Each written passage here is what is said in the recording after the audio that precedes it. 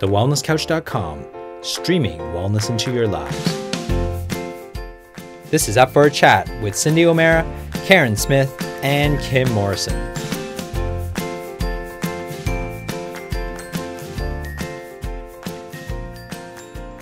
Here we are, up for a chat about the hottest topics that are important to you, inspiring you to awaken the change within. I'm Karen Smith. I'm Kim Morrison. And I'm Cindy O'Meara. And we've got such a cool show for you guys this week. We've actually had the pleasure of getting some questions sent to us from some of you guys. And we're super keen to dive down the rabbit hole and dig into answering some of those questions for you, because we feel like those questions really cover all of our three expertise that when we come together, I think is kind of the magic that we bring. So we're really, really excited to dive into these questions with you guys and share our thoughts and our views on how we can support you the best. And what I want to do before we get stuck into the show is I really want to encourage you guys up front to reach out to our Facebook page at allthews.facebook.com/up-for-a-chat and go ahead and either send us a private message or pop a message on the page directly so that everybody else can benefit from your questions as well. We think that there's nothing better than being able to respond to you directly, and it kind of puts us right into your lounge room, which is where we love being. So I just thought I'd quickly let you guys know that that's something that we're always looking for. And so go ahead and do that. Now, Kimmy, girlfriend, yes, hit us with the questions. Hit us with what we're up to. Where are we up to this week? Oh, jeepers. I didn't know I was going to have to give you the questions. Hang on, hold on. I got it. Good. Yeah. I'll do the first one. Yeah. I got it. Okay, cool. So, hey, girls, I love your podcast. That's the end of the question. No. That's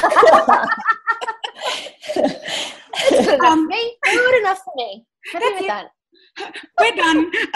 Anyway, I would love it if you could cover things related to stopping birth control. Now, when I first read this, Kim, I went, stopping birth control. That almost seems like a ambiguity, but I understand what she's talking about. So I'll go on. I'm currently suffering from horrible acne, dandruff since stopping, I believe the contraceptive pill is, she's called it OCP, so oral contraceptive pill. And if I wasn't hoping to start a family, I would be so tempted to go on it just to clear my skin again. I eat super well and drink plenty of water and use natural or homemade skincare products. I am sure there are plenty of other girls facing these same issues, and I believe a podcast addressing these issues would be very beneficial. Thank you. Will I chime in here, and then Kimmy, you want to chime in, or do you want to chime in first, Kim? No, go for it. All right. So what happens is that we seem to use medications as our first port of call. So when a young girl at the age of, let's say, 14, 15 or 16, and the problem is that many of our young girls are getting their periods far sooner than what we used to. So we have some girls that get their periods at 9, 10 and 11. And if, let's say, the period is heavy, or they're struggling with the cycle, or they've got a lot of pain, or they're getting skin issues, then they'll go to their doctor, and it's just what the doctors do is that they will put them on the oral contraceptive pill. So the oral contraceptive pill manipulates our hormones with synthetic hormones. But the problem is that when we don't address the root cause and we go straight for the jugular and we just mask the symptom, which is the poor skin, the painful periods, the long periods, whatever it may be, then we start to create a knock-on effect. And when we see that there are many foods that have xenoestrogens in them, and let me explain what a xenoestrogen is. So a xenoestrogen is something that is synthetically made by man. It's a chemical, but it mimics estrogen.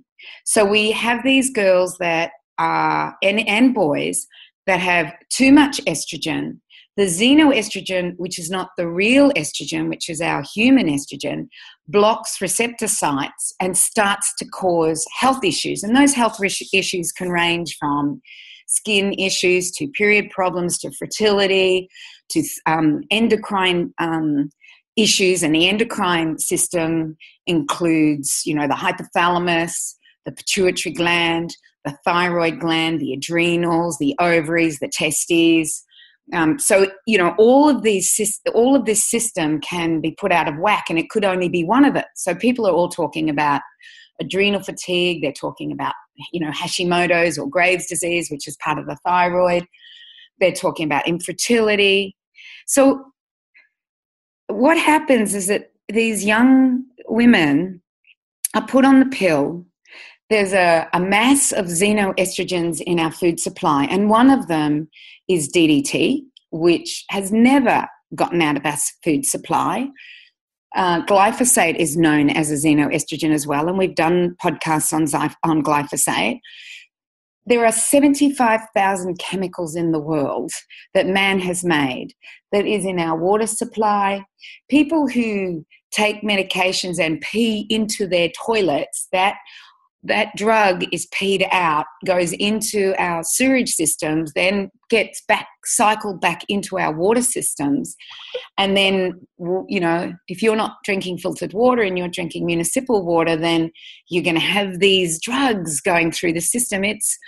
This is not, I'm not making this stuff up. This is all through science that I've read it. And what's interesting is that I was at Terry Wall's conference in Cedar Rapids, Iowa, USA, and they were discussing these chemicals that are in the water and in our food and in our skincare, as Kim will attest to. She'll talk about obesinogens, no doubt, and xenoestrogens when I stop talking. But I just think that what we have here is that we have a young lady, and I'm assuming here because I don't know her case history, but we have a young lady that probably had one of those issues. She was put on the pill, and she may have been on the pill for 10, 15 years, and she never addressed what the real issue was. And I get her. I get she's tempted to go for the quick fix. But the fact that she's, pregnant, or not pregnant, but wants to have a family, then I don't know if she's having problems with fertility or what these things are. But this would be my answer to her. I know I went long-winded, but I felt that it was important to understand the history behind what's happening in order to understand what may need to happen in order to get well. And yes, she's doing good skin care. Her diet is good. I don't know what her diet is like. But I would be looking at everything in the home to clean out anything that was blocking her estrogen receptors. I would be looking at the microbiome and her gut. I would definitely be looking at, we know that, Kim, and I want you to talk about this, that many skincare products could be called organic and natural, and they're not. So, that needs to be looked at. Organic food, I know it's more expensive, but we know that at least it's got less chemicals. I can't guarantee there's no chemicals or no xenoestrogens, but we can do the best with what we've got. So by addressing the root cause of the issue here, then the idea is then the fertility will increase, her skin should increase, that dandruff should disappear. Now, how long is that going to take? How long is a piece of string? It could take months. It could take weeks. It could take a year. But what I do know is that when we do that before we have children, then we're cleaning out our system and enabling our bodies to give birth to a child that is not going to have those ill effects. And what's happening at the moment is that we're seeing unprecedented amounts of very sick children. And is that generational, or is that just what's happening in this generation? Nobody can really tell that. But the thing is, have a really good clean out and perhaps spend 12 months getting yourself right. And I know, Kim, you did that before you had your children. for me, I felt like I'd always done things that way. And so I didn't feel like I needed to clean out. I kept eating the way I'd always eaten. But in hindsight, I look back and I realized that my epigenetic and genetic history of my mum and her family, and my mum being exposed to arsenic, lead, DDT, and all of the chemicals that were sprayed on the farm that she lived in Iowa, USA, and the diseases that I've seen in our family, it probably would have been a good thing for me to do a good clean out. So that's, for me, that's my take on it. And I'm happy if she wants to call our nutritionists to help and get this working for her, because I've seen people say they've got a good diet, and then I see it and it isn't. And I'm not saying anything against what she's saying. I just don't know, when you don't have that history. So that's my take on it. What about you, Karen or Kim? Oh, Cindy, I'm interested. I'm just blown away as I'm listening to you here. I have a lot of my friends that are using the Mirena now, or Mirena, or, however they pronounce it. And I'm fascinated to really perhaps even understand a little bit more about that, because the doctors are saying, like, a girlfriend of mine went on it. She was bleeding profusely for years. And, outside of her period cycle, she'd find herself bleeding, and it was, all challenging to manage it. And then she got really bad cramping, and probably had really bad cramping that would put her on the lounge for 2 days every cycle. And she'd had that since she first got her period. So she did it tough right from the very beginning, and then went on the pill for a little while, but then went off it. And probably about 5 years ago, went on the Mirena out of absolute desperation. And the doctors had said to her that because it wasn't an oral contraceptive, and it's just progesterone localized around the uterus, because it's a IUD, it is less harmful. And all that it does is it stops you getting your period altogether. So I'm really, I'm quite interested to see, even if some of our listeners have had more experience with the Mirena as well, in terms of how that's affected their ability and their fertility to have children. I don't know. I feel nervous about it though, and there's so much negative information that's quite frightening about the Mirena on the internet. And even, Dr. Selman? Yes. Yeah, she speaks, against it as well, that it's not a healthier alternative. I had it. You had the Mirena? Yeah, the Mirena. I had it for 5 years after I had Jacob. So, I didn't feel right about it. I didn't know any different. I didn't know what else to do. I didn't do it for skincare reasons, but as soon as I started researching it, actually it wasn't 5 years, it was probably more like 4, but as soon as I started researching it, I realised that, it wasn't in line with my values anymore. But I think the key for me while I was on it is I thought it was the best thing in that moment. So whether psychologically it just seemed to have a great effect, or I didn't notice the effect, or who knows what the long-term effects will be. But it was just easy. And ultimately that's, at the end of the day, what it comes down to is it's just so flippin' easy. I didn't like the fact that I didn't menstruate. I didn't like the fact that I didn't have my cycles. So the whole time I kind of fought with it.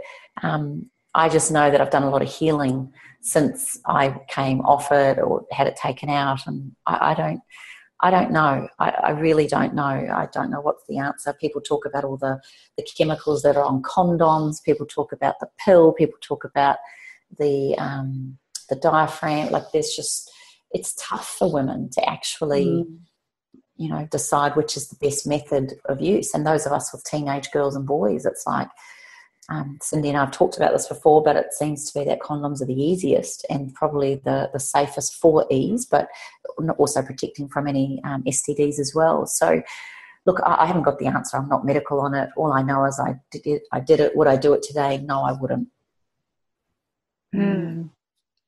Well, I like it was always the IUD without the hormone. You know, that's what it is the Mirena is the IUD without the hormone. I mean, yeah, the Mirena is the IUD with the hormone. And the hormone's levonorgestrel. And that was always used as what did they call it? The night after pill. You know, if you thought you... the morning after. The morning after pill, the night after pill. Hello. Yes, hello. So it was an emergency contraception. That's what they used it for. So you know that it aborts a baby. So to have it localized, and if the IUD is not working, then this will do the next step. It will just, have the baby aborted. And I just think if you read the insert of that drug, you might think twice about it. And if you realise what the IUD is doing, and the IUD is basically irritating the uterine wall, constantly irritating it. And there has to be consequences for that. And if you're happy to put up with those consequences, and that might be 10 years down the track, that might not be. And remembering that we're all individuals, that while one person works really well with the Mirena and never have any problems, the next person will have the worst side effects. So I think it really depends who you are as a human being and what you're prepared to do. Yeah. It's a shame though, it's a shame that a person's or the woman has got to do the trial and error with this sort of thing, because you just don't know what you don't know how your body's going to respond. So if you're looking for a solution, you're looking for trial and error all the time, Yeah. Look, I'm just reading a blog by a girl and she basically said in the first 3 months after the insertion of the Mirena, I put on 12 kilos. It caused pimple outbreaks. I also experienced a roller coaster of emotions and huge mood swings, heart palpitations, anxiety, bloating, you name it, I got it. I removed it after 6 months. Yeah, So, right. whereas Kimmy just said she successfully used it. So it just really depends on the person.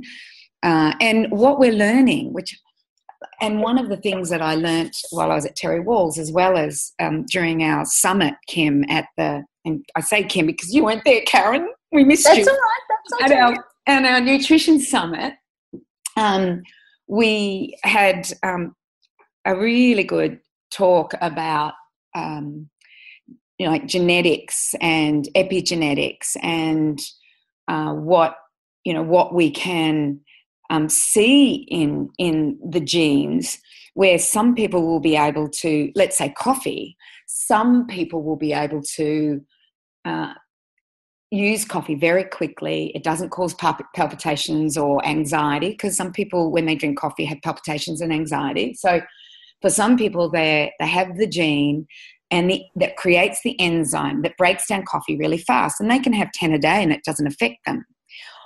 Whereas you may also have that gene that basically you've got a mutation in that gene. It doesn't have the enzyme. You don't break down the coffee. The coffee stays in your system longer, and you can probably have one a day and it still causes heart palpitations and anxiety.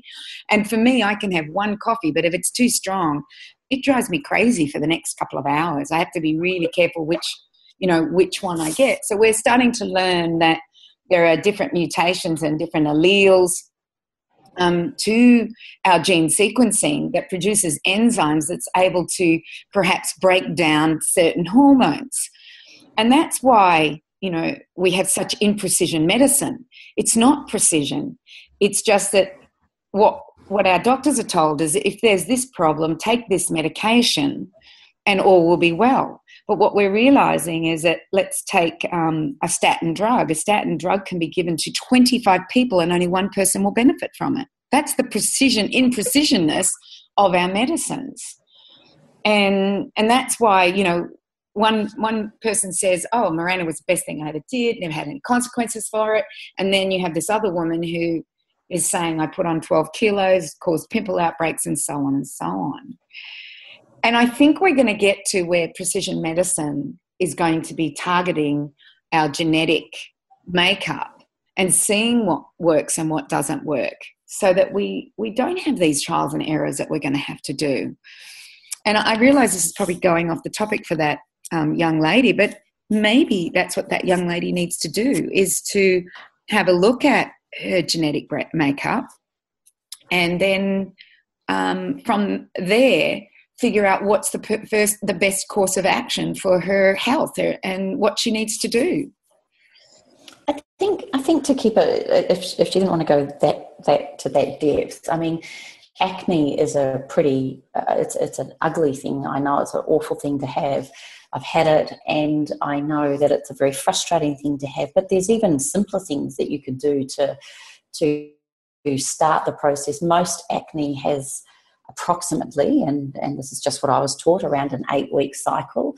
So if you looked at an 8-week kind of detox of some sort that you could look at as a minimum start, and of course the liver is one of the biggest detoxing organs of the body. So just simple things like starting the morning with a lemon and maybe cayenne pepper tea, or lemon and honey, some sort of, like an organic Manuka honey could be helpful, but even still just the plain lemon or apple cider vinegar in a glass of water. Dandelion root tea is a really nice detoxifying tea that I do, and definitely recommend staying away from all processed foods, but particularly sugars, and of course alcohol, which is a sugar. So if you looked at it as an 8-week process, then you could help your gut and your skin and everything that way. And that could also include, obviously, with so much talk around the microbiome and the gut, things like taking a good quality probiotic and prebiotic. So really helping to support the gut alongside of that. Now, that's not going to plaster it when we know that the gut issues can go so much deeper and bigger. However, that could be a great starting point. It could be just a catalyst to help get you over the line. You may not have this long term. It could just mean that your body is craving a 6-8 week detox. Adding your fermented foods to every meal, having your sauerkraut or your kimchi, just to support that. Now, I know, again, not everybody is good on these products, but this could be just some of the things that I would look at. And maybe, I know that all three of us aren't huge on supplements, but I do believe that supplements have a place. I think we all agree that it has a place when your body is stressed, and acne is a sign that your body or your skin or your hormones are stressed. So zinc, we know, unless you're prepared to eat quite a few beautiful oysters. Then, getting a really good quality, and go through your naturopath or holistic integrative doctor. Don't just go to the chemist and get one over the counter. Get a really good zinc supplement. Some people say your omega-3 supplements are a really good one to bring in here, because that's the one that we're lacking the most. And I'd even speak to a herbalist, someone that understands which herbs you could be drinking or taking at the same time. Of course, I don't advocate the internal application of essential oils, but you could be doing beautiful compresses with things like cypress, lavender, German and Roman chamomile, frankincense, beautiful patchouli, immortelle. These are all beautiful oils that you could be using externally onto gently cleansed skin. So I would probably avoid a foaming cleanser altogether, and I'd be using a more milky, gentle cleanser. Those beautiful they're like cucumber sponges. They're these, I know they feel really gently exfoliating on the skin. They've got to stay moist the whole time, but that's a lovely, gentle way to exfoliate without stripping the skin. You could look at certain masks, but then Karen would know more about this than I do, but you don't want to really deeply drawing and drying masks, because that's just going to increase your sebum production. And one of the best things you could do to help your skin and detoxifying is actually exercise. Get out there and walk the beach in bare feet, or walk, earth yourself, but get some oxygen flooding into your skin. And we know that with more oxygen and nutrients flooding the skin, we can also support those blocked sebaceous glands, or the overactive sebaceous glands that are causing a lot of issues. And unfortunately, for a lot of people, when they're stressed about their skin, they may find sleep as an issue too. So you might want to look at your sleeping habits. I mean, I know that's not as scientific and as in depth as what you're saying, Cindy, and I think, oh my gosh, if everyone could follow what you're saying, it would be brilliant. But that might be just some little quick quick ways that you may find within 8 weeks you've got completely different skin in your body. That's what I did. I did an 8-week detox when I went off the pill and decided to have our babies. Now, we did the liver cleansing diet, both of us, and I never had the skin issues. So to me, it was Dr. Sandra Cabot was the big name back then. So I followed her 8-week liver cleansing diet, and that could be something too. I love what you're saying, Kimmy. I think it's a holistic approach that we have to do. And you were right. You're right about the herbs. Herbs are really powerful, and we forget to put them into our diet. And especially, don't you have those herbal teas, Cindy? Don't you have? Yeah, I've got the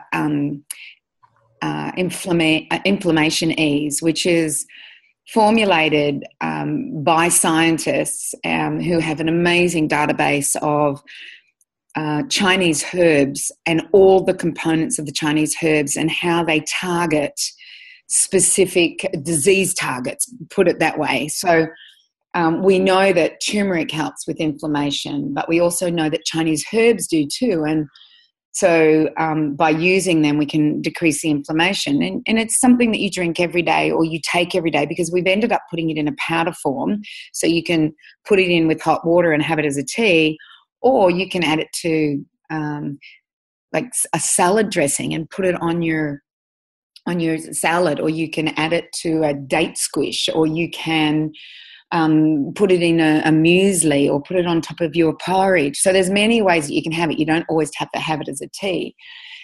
So those help well. And we do know that Chinese medicine has been around for thousands of years. While they know by culture and tradition exactly what Chinese herbs to use, what our scientists have done is that they've gone and said, hey, this is why the Chinese have known this for thousands of years, is here's the science behind it. And that's what we've done with these beautiful scientists. So with everything that you said and that what I've said, and I think becoming educated. So there's lots of good books out there. There's what's that book? I can't remember the name of it. Francesca Naish is the name of the author. She's got a brilliant book out there. So I'll find that book and I'll make sure we put it in the notes. Wasn't it, yes, Natural Babies, something. I'll have a look at it while you're talking. Yeah. So Francesca Naish is a naturopath out of Sydney, and she really digs deep into the whole fertility, infertility, medications, drugs, what can we do, how can we do it. And she has an amazing method for birth control. And I just think that when we start to learn our bodies, a lot of people think that they can get pregnant all the time. They don't realise that their cycles are ebbing and flowing, that progesterone and estrogen is changing on a daily basis, and that we're given cues by our body when we're fertile and when we're not fertile. And there's only a small time of the month that you are fertile.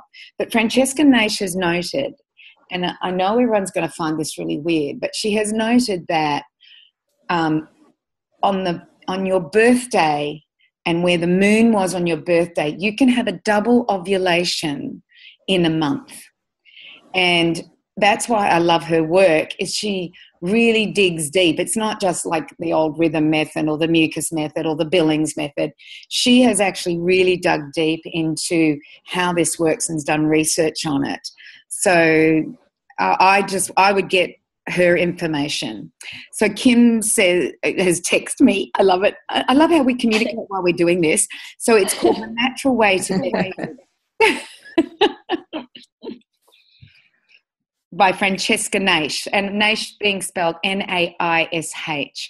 There's also contraptions, and I call them contraptions. One's called OverQ. There's a couple of contraptions that you can use, and they're little tiny computers. And it's like when you get up every morning, you put the pill in your mouth. Well, you put this contraption in your mouth, and it takes the temperature of your body, and it will put on this computer as to whether you want to have a baby or not have a baby. It will put on the computer whether you're fertile or you're not fertile. It's and it works brilliantly. It's Overcure. It's about $350 US, and I think you can buy it in Australia. I think there's somebody who brings it in, but look it up. Overcure, spelled OVUCURE, I think. But what I'll do is that in the notes I'll attach a PDF that tells people about Francesca Naish, about all these contraptions, what other things we can use, how to become educated regarding this. And I think it's really up to mums to start educating their young teenage girls in the beginning, in the early part, as well as their boys. I believe that there needs to be an education around this. You know, we're being educated about Australian history and all this other stuff. And I think we're missing the basics of what our children should be learning, like relationships. Kim and Karen, you would absolutely agree with me on this one. We're not teaching about relationships. We're not teaching about our bodies and how they work, and fertility, and what's responsibility on a male's point of view, and money skills and entrepreneurial skills. And these are the things, to me, we need to be teaching. And the parents aren't teaching either. So it's being sadly missed out unless you've got parents who are really thinking. Agreed. I think that's true. I think if you've got a family environment that's very progressive and that actually understands that there's more than math, science and English, like our traditional curriculum, then I think that the kids have gone along. They've gone a long way already. And I think that's a really, those kids are really lucky.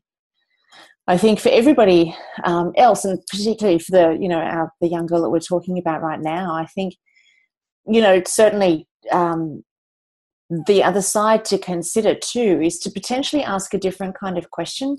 Sometimes, we can get caught in a cycle of everything that's wrong, and we're naturally wired as humans to problem solve. So we do find that oftentimes we get caught in what's wrong with this is wrong, that's not working, I need to fix this, I need to fix that, and I need to do this, and I need to do that. And it puts us into a place of feeling like we're in control when we give ourselves ways to solve the problems that exist in our world. But in actual fact, what we find when it comes to the psychological journey, the way that we have been conditioned actually doesn't work, and it never has done. So what I want to encourage our listeners to do, whether it's about birth control or falling pregnant, or whether it's about your skin, or whether it's about your health and well-being, whether it's about your relationship, no matter really what it's about, ask yourself a slightly different question. In terms of looking at what's wrong in your life and in the situation, why not try asking what's right about it?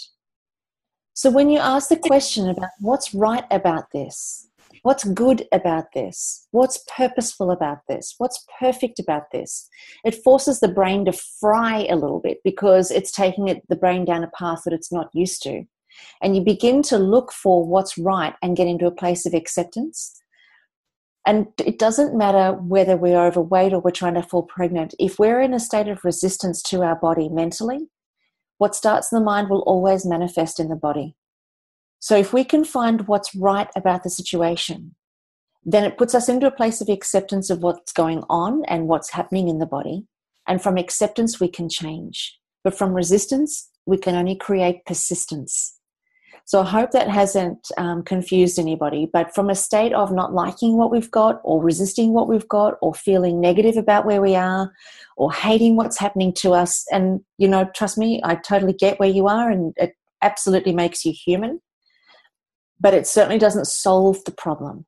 So when we're looking at a holistic approach, don't forget to involve yourself psychologically in the process, because the mind and the brain is probably more powerful than what we've ever given it credit for. And it's not a case that you've created this. Try not to look at it that way. Look at it from the perspective of, how can I be in a place of acceptance for what is, for where it is right now? Let's not ask why. Let's not go in a circular questioning process of why is this happening and when did it start? Because really, from a psychological perspective, there's no real answer to that question that changes the current circumstances. So the why can sometimes just be very circular. So instead of asking why, let's ask what is happening and how can I change it? How can I create a better circumstance? And the first question that I want you to ask yourself is, what's right about this? What's right about having bad skin? What's right about not falling pregnant? What's right about all of those situations? Because from that place, you can, I guess, leap to a new level of excitement, actually. And it brings enthusiasm and it brings joy to the situation when you start looking at, well, this is right because I'm meant to fix my diet first. My God, thank God this is happening. I'm meant to fix myself physically first. So right now, how can I fix myself physically rather than why do I need to? And I think that you'll start to find you'll have very different answers, very different outcomes. And again, from acceptance comes change. From resistance only comes persistence. And in the current circumstances, I guarantee you don't want them to persist. So get curious and start questioning. That's just my thought. 10 cents worth. Karen, You're that's amazing. Brilliant. I love the way you look at things. You just completely turn it around and put it into it. I needed to hear that today. Thank you. Oh, how beautiful you are. Oh, I did. I was in the shower before we started, and I just didn't want to get out of the shower, and I was being really negative about, I don't want to go to work. I just want to stay at home.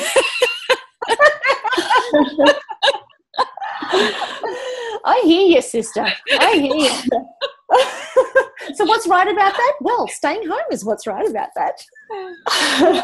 Yeah, it is. It is. But how nice it is, how I fought to be here. I didn't want to be here in this house that I'm in right now. So interesting, Miss Karen. Interesting. Amazing. Yeah. I was also just going to add to, just for this lovely lady, because acne is such a big topic, is just some ingredients to avoid or to look for. Is that a good idea, just to throw that in, just so people can avoid that? We know that a lot of different products, natural and not natural, can cause acne. And for a lot of people, coconut oil is one that I would avoid if I had acne, just because it has a lauric acid ingredient which actually kills acne bacteria and acne not causing bacteria. That's the scientific term for it. Anyway, so yeah, the lauric acid in there is very, very good for most skin types, except when you've got acne. So just avoid that. Anything that's got denatured alcohol is something to avoid, and you'll find that in a lot of toners and a lot of very astringent products, so to be avoiding that. There's certainly things like if you see any colours or things like red dyes, which are usually numbers. So I would avoid anything that says DNC red dyes or DNC anything, or I'd just avoid anything that had numbers. The minute I see PEGs or DEA or anything like that, it is usually a chemical, it's a chemically based product. You want to avoid things like silicones, so anything that has dimethicone in it, which is, you can also avoid things. And if you go, what I'll do is I can actually give to you a list of the ingredients to include in the show notes of what to avoid if you like. And we all know propylene glycol and polyethylene glycol, those things are just nasty. They do not help with things also known as your PEGs. So, that's just a couple, but if it was me, and parabens I would stay away from. So most, or 90% of skincare ranges out there are preserved with parabens, whether it's ethyl, poly, or methyl or ethyl parabens. So you've got all of those things to avoid. And I would also stay away from very irritating, they actually use it by dermatologists as a skin irritant, sodium lauryl sulfate or sodium lauryl sulfate, but it's actually in a lot of foaming washes and baths and shampoos. So really what you're trying to do is to support the liver to detox as much as possible, allow the skin to detox as much as possible. Therefore, don't put a barrage of ingredients onto or into the body that are going to put more emphasis on trying to detoxify those than what you're actually trying to create, which is to break that acne cycle. And I promise you it will stop. the pill, unfortunately, has masked, as Cindy alluded to, it has just masked the problem as opposed to healing the problem. So if it was me at the same time as doing a detox, you'd know that you do it with your husband or partner, because at the same time you're both actually doing your bodies a favour on a much bigger level. The acne, as Karen has alluded to, is just a beautiful signal asking you how good this is, that it's going to entice you to do a detox before you have babies. Kim, and just another thing on the sodium lauryl sulfate, I'm noticing it's in a lot of washing machine powders and liquids. Mm-hmm. And I met this beautiful Croatian lady. You know how you meet people at the right time, and we were talking about Russian tonics and for the immune system, and maybe we'll have a chance to talk about that on another podcast, or I might do a blog. I've already done a blog on it.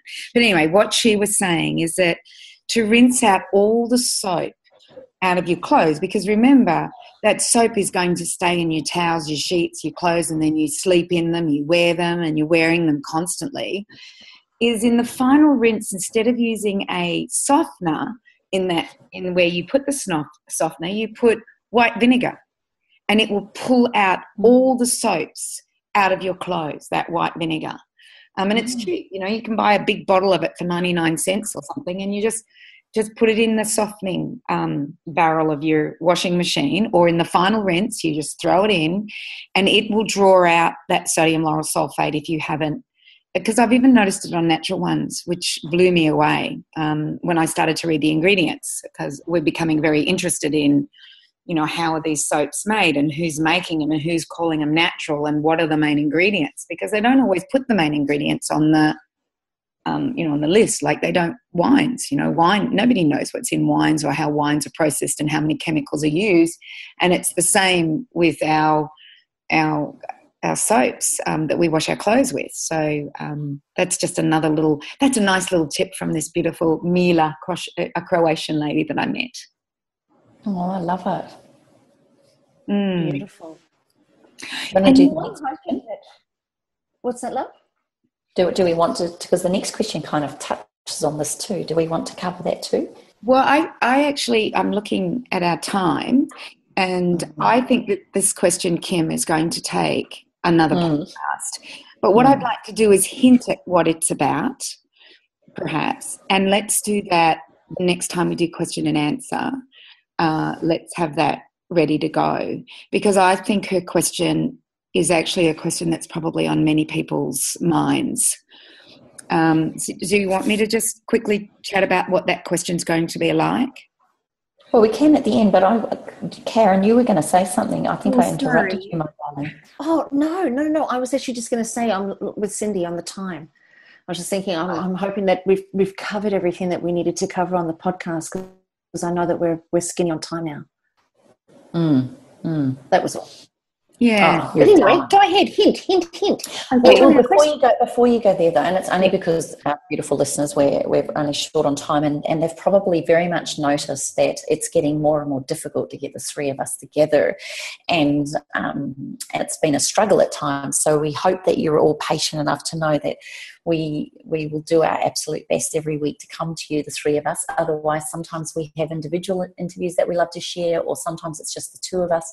But Karen, my darling, one question that I've been asked a lot, because we haven't had you for a couple of weeks, is everybody has been asking how your Papa Bear is and how you are. So maybe you could give us a little update before Cindy tells us and hints to what next week's podcast will be about. But could you just tell us, Sweet Pea, how you've been? Because we've all missed you. And Cindy, we're also incredibly proud of you for your TED Talk. Oh my gosh. But, we have so much we want to cover. But my darling Karen, we just want to know that you and your Papa Bear are okay. Oh, bless. Yes, we are. My dad had what's typically referred to as delirium as a result of the medication and the anesthetic. But, the sad part was he was never warned about it, neither were we. And the medical staff, unfortunately, at the hospitals that he was in, they had no idea what delirium even was. So they were thinking that he had just shot downhill with dementia. And my father doesn't have dementia. He has had a little bit of short-term memory loss as he's gotten a bit older. He's 75.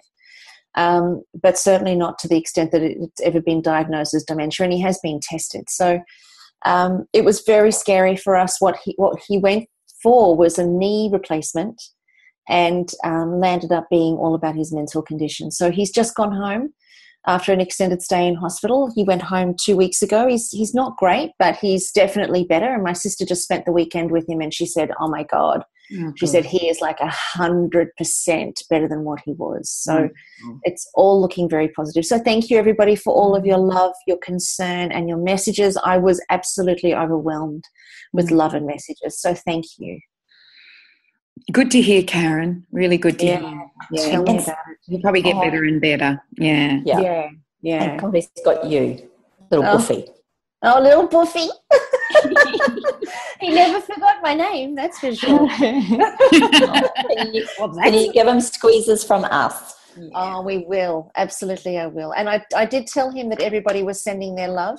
I said to him, do you know, Father? I said, there's approximately 2.5 million people sending you love right now.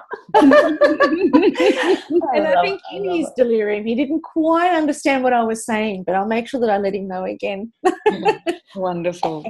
And Cindy, darling, I have to hear, you have to tell everyone publicly. I know we've had quite a heavy topic this podcast, but I think it's been brilliant. But please tell us your experience of TEDx.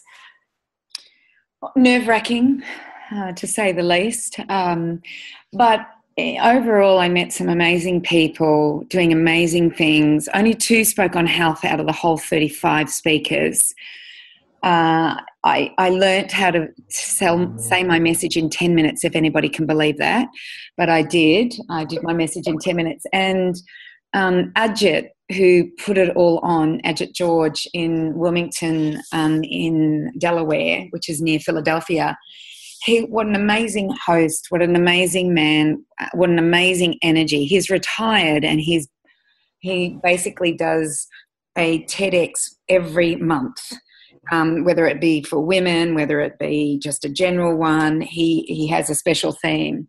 So I have to say that Ajit George and his wife and his mother-in-law I met were just really amazing people. So overall, met lots of people, got very close to my comfort zone, or away from my comfort zone, I should say, but it was good for me. So in 30 days, it should be up.